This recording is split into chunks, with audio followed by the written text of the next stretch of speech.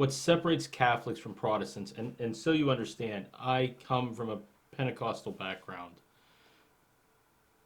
is the mystery, the beauty of the Mass and the Eucharist. Yet even 75% of Catholics no longer believe in it. That's why we're making this film. Transubstantiation is a way within a popular movie structure to bring forth the beauty of the Mass, and even more importantly, the idea of redemption. Too much within today's society has been about condemning people. The most incredible song within the English language is Amazing Grace, written by a man who was a slaver, a murderer, and a rapist. I want you to think about that in his own words. Yet through the power of Christ, he was forgiven. Our society is full of people incapable of forgiving, and yet Christianity and the Mass and the ability to take the host is about forgiveness. Every single sin was paid for by Christ. And we portray that in this film through the use of allegory, through the use of a vampire, and through the use of popular culture. The reason for that is we don't want to preach to the choir, but we need the choir.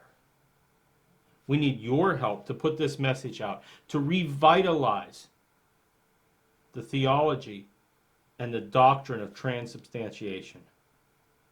I come to this as a Protestant. But now, after having learned when I filmed the Mass at West Point during the COVID, when I worked with Father Matt, I learned the beauty of the Mass. And in the process of writing this script, I learned the incredible power of the liturgy in my fault, in my most grievous fault. That at the core of it is forgiveness. That he paid the price, and that we come through confession and we open ourselves up to a priest. So why am I doing this pitch video? Because we need money. We need the faithful, the believers, to help us. But we have to start putting out a message that defends the faith, that explains it in a way people can understand who are not Catholic. And I need your help. Every $2,000 enables us to film an extra day. So you say, what does that mean?